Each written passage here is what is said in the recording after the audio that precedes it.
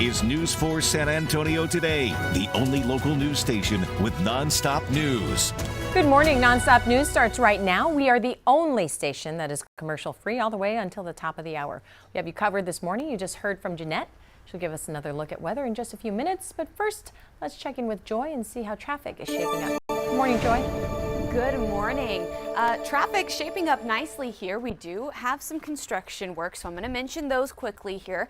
Downtown, the southbound lanes of I-35 at St. Mary's, we've got a lane blocked there. And then on the west side, some partial closures here along Highway 151, westbound from Westover Hills to Wiseman. That said, even in those areas, I would not say we're seeing any significant delays this morning. We do have photojournalist David Mendoza live in road cams, so let's get an update from him. David, good morning. Hey, good morning, Joy. Well, it's looking excellent on the roads this morning. Very light traffic throughout the city. We are starting to look slightly busy downtown. That's where I'm currently headed, 10 East and Vance Jackson. I'll show you what it looks like down there here in just a minute. Back to you. All right, David, thanks. We'll bring you that update here live with your on-time traffic. All right, thanks, guys. Here are the top stories you need to know before heading out the door this morning. A man is under arrest in connection to a deadly apartment shooting 2 years ago. Police arrested Felix Brandon Garcia. He's been charged with murder. The Gomez-Cuellar family is back home after they were released from ICE custody yesterday. They were separated into 2 detention centers, one in Dilley and one in Raymondville. Some elected leaders are now calling for the Dilley facility to be shut down. A judge in Austin exonerated a woman who spent 20 years behind bars for a murder she did not commit. Carmen Mejia is now facing detainment from immigration authorities.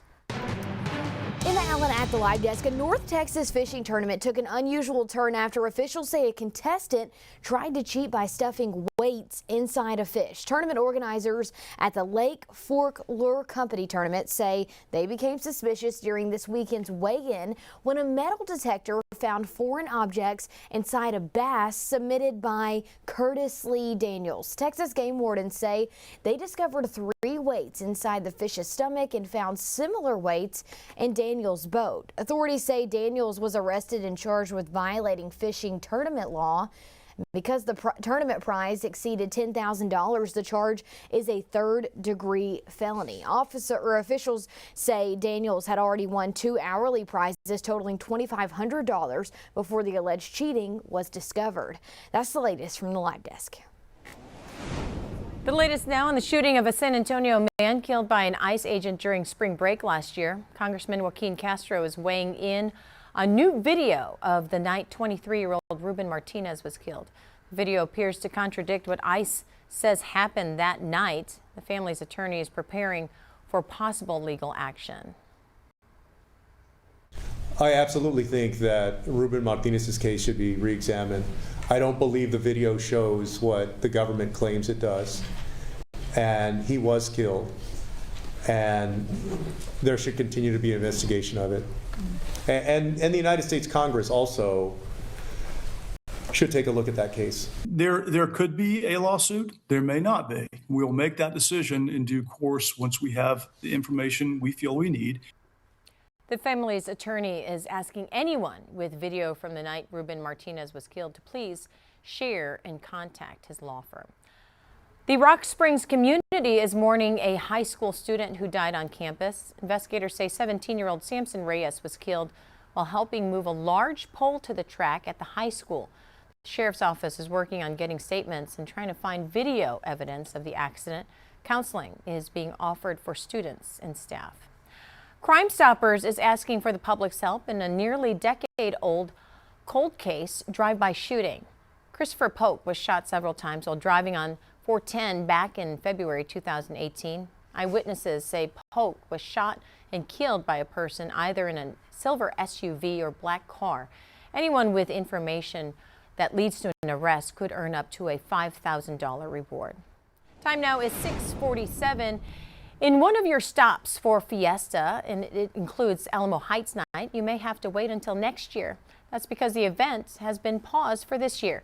News 4 San Antonio's Christina De Leon joins us live from the Content Center with more on what this means for the annual fundraiser. Good morning, Christina. Yeah, good morning, Marissa. Good morning, everyone. You know, this announcement just made on its website for the event, which has been going on for decades now. It says, quote, The 2026 AHN Alamo Heights Night has been paused and will not occur on April 17, 2026.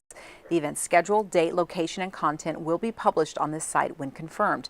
So no reason was given for the pause in this event. Every year, Alamo Heights Night has been a huge success. The University of the Incarnate Word has been the home for the big fundraiser. It's been going on since 1987, and it benefits our entire community. And so far, more than $2.4 million has been raised for the charity, so it really does do a lot for this community. So far, no reason has been given on if this event will be rescheduled or if it's canceled for good this year. But if we get that information, we will certainly let you know on air and online at news4sanantonio.com. Live in the Content Center, I'm Christina De Leon. Marissa, we'll send it back to you. Christina, thank you. Happening today, the San Antonio Museum of Art is holding a Spring Break Family Day. It's happening from 10 a.m. until 7 p.m. There will be free art activities as well as performances inspired by African masquerade traditions. Museum admission will also be free. It's going to be a doggone good weekend. We're partnering with the San Antonio Parks Foundation for Festive Tales. It's a St. Patrick's Day family-friendly celebration filled with high-flying kites and fun for our furry friends. There will be a parade, costume contest, delicious food, and outdoor activities for all ages. News 4's Destiny Fuller will be one of the judges of the Pooch Parade. This will be this Saturday, March 14th, from 9 a.m. until 2 at McAllister Park. Admission is free. In consumer news, Uber's women-only option is starting to roll out nationwide. Women can now specifically request female drivers after many raised safety concerns. This is an option on the app to do that. There is an option on the app to do that, rather. Passengers can also opt for another ride if the wait for a woman is too long. They can also reserve a trip with a female driver in advance. The Justice Department and Ticketmaster's parent company Live Nation reached a settlement in their high-stakes antitrust case. That's less than a week after the trial began. The deal requires Live Nation to pay roughly $200 million in damages. Some requirements include Ticketmaster to open parts of its platform to rival ticketing companies and limits the contracts Ticketmaster signs with venues. Live Nation, which owns Ticketmaster, came under fire for botching sales of Taylor Swift's Eras Tour tickets. Starbucks just revamped its rewards program. The coffee chain is unveiling a new tier system for customers today. The 3 levels are Green, Gold, and Reserve. Each tier has special perks, including free birthday treats, free personalized Reserve cards, and other bonuses. Starbucks says this will give customers a better value. Rewards members will be notified of their tier status through email and the Starbucks app. Now your certified most accurate 4-zone weather with meteorologist Jeanette Calle. One of our coworkers has, I think he has like 3,000 stars. Oh, wow. Right. I'm like, how do you get that many? I guess he just never uses them. Oh, well, so my husband does that with the Chick-fil-A app. Yeah. He has like thousands of points, and I go, dude, use them. I use them as soon as I get a reward Right, that exactly. gets something free I could use. I don't know why they do that. I think Mikey does the same thing with the McDonald's app. All right, make sure you have that News 4 weather app handy because it's going to get pretty stormy around here. We're talking mostly later today, tonight, and into tomorrow morning, tracking the weather maker that's going to bring us another round of showers and thunderstorms. And there is an increased severe storm risk for the area, especially the western half of our viewing area. Once this system moves away, it's going to be sunny and cooler beginning on Thursday. All right, here you go. Level 3 out of 5 severe storm risk for Del Rio, Eagle Pass, even up towards Kerrville. That's a level 2 risk in the yellow and a level 1 risk closer to San Antonio and the I-35 corridor. That is in the green. In this area, that's where there is the greatest potential for the large hail, talking hailstones 2+ inches in diameter and damaging winds, talking gusts that could get up over 60 miles an hour, and an isolated tornado or 2 cannot be ruled out in that enhanced risk. Time to watch there between 6 p.m. and 6 a.m. And I do expect the storms to weaken as they head farther to the east. That's why the severe storm risk does decrease across the east. But we'll have to watch here between 10 o'clock this evening and 6 o'clock tomorrow morning. There could be an isolated strong storm here that produces maybe smaller hail and wind gusts over 40-50 miles an hour. Very low tornado risk for us. Now it's tomorrow morning through midday Wednesday where the eastern zone will have to watch for maybe a strong thunderstorm that produces small hail and gusts over 30 miles an hour. No tornado risk in that area. There is the driving force behind the rain that we'll see later today. It's an upper level storm system that is currently sitting in northern Mexico. You may recall this time yesterday it was farther west, closer to Baja California. So this is showing you that it is on the move. Plenty of moisture coming up from the Pacific and also from the Gulf, and that is helping to produce a little rainfall here this morning. But watch what happens. Center of the storm closes in on West Texas later today, comes across our area tonight through early tomorrow, and then late tomorrow it starts to move away. Behind that, high pressure moves in, and that's why it's going to be dry and sunny Thursday and Friday. During the day today, couple showers, maybe a thunderstorm. Otherwise, it's going to be pretty cloudy. And then this is when the stronger storms take shape. We're talking 8, 9, 10 o'clock tonight between Valverde County and Edwards County.